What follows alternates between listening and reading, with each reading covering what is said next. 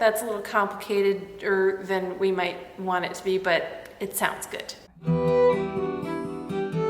Hey fiddlers, welcome to today's fiddle video. Today we're going to be getting into slurring patterns, and we're going to focus on tunes that are in 4/4 time, especially today a slow tune called Return from Fingal. If you'd like sheet music and practice tracks for Return from Fingal, you can find a link in the description. I think for some people, slurring patterns can seem like this very mysterious, daunting thing.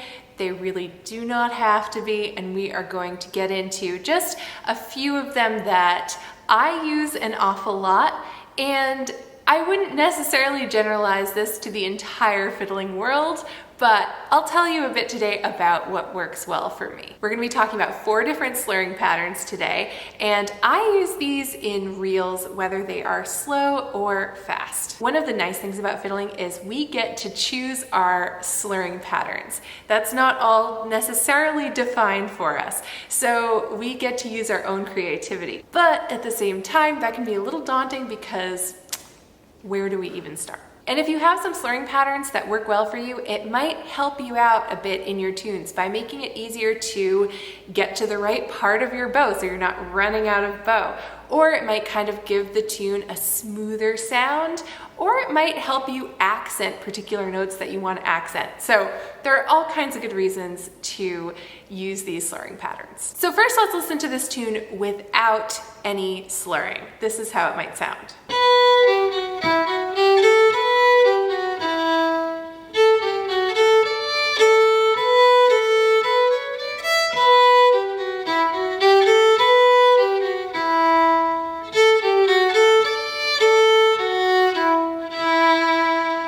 So that actually sounds really nice, and we could just stick with that. We could use all separate bows if we wanted to. But the first bowing pattern we're going to talk about today is going to actually, I think, make it a little easier and more fun to play once you get used to it. In this pattern, all we're doing is after we've played a longer note, so let's say a quarter note in this tune, and then we have 2 eighth notes, we're going to slur those 2 eighth notes. So here's what that's going to look like.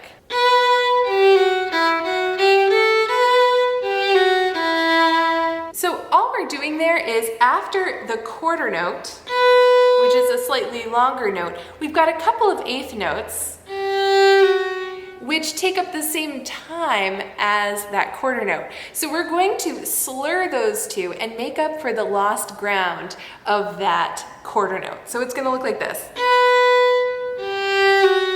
So it's down, up, and then we've got a bunch of eighth notes, so those are all equal. We're just going to play those. And then we have the same thing happen again. Quarter, 2 eighths, and then we're on a half note. So if we have a tune that has quarters followed by eighth notes, or maybe half notes followed by quarter notes, it's helpful to have this bowing in mind because you can make up for that long note by slurring the shorter notes. So let's try that one more time.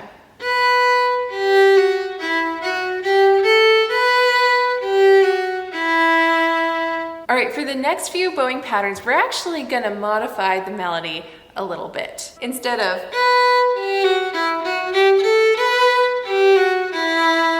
we're gonna divide that into eighth notes.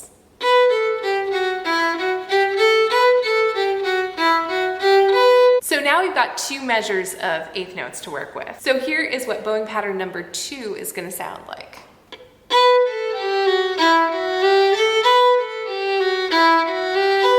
I've got to admit this is not my favorite bowing pattern, but it does come in handy sometimes. What it does is it's accenting the downbeat. So it's accenting the note that we kind of tap our foot on in the tune.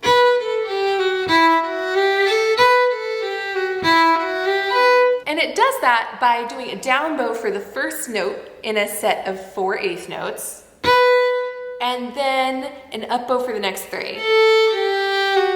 So you have to move that bow farther on the down bow so that you can move it a little slower and cover the same territory on the next few notes.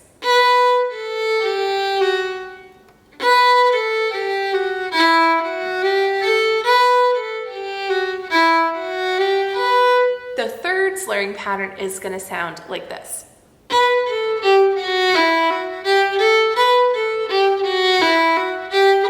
So this one covers sets of 8 eighth notes, and you're playing 3 separate, 3 slurred, 2 separate, 3, 3, and 2.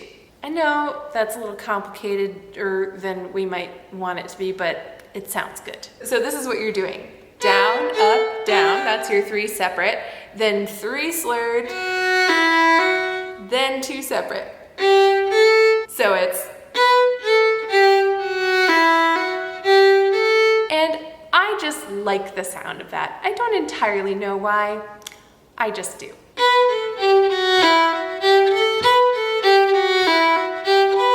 In our last slurring pattern, we can get into a little bit of a groove, and it's gonna sound like this.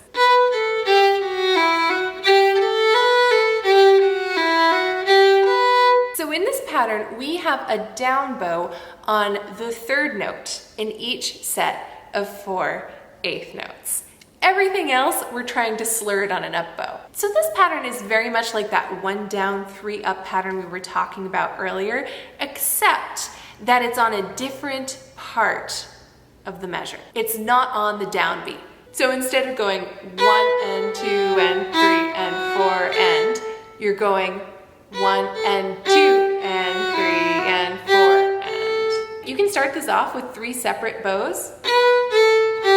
And then you get into that pattern of 3 slurred, 1 separate, 3 slurred, 1 separate, and 3 slurred, separate, and then we've got that last little up bow. The effect of this is a strong sort of off the beat accent.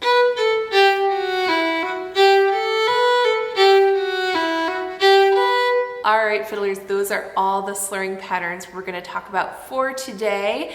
I hope that you found this helpful. And again, if you'd like sheet music and practice tracks for the tune that was featured today, you can find a link for that in the description. Have a wonderful day, happy fiddling, and I will see you soon.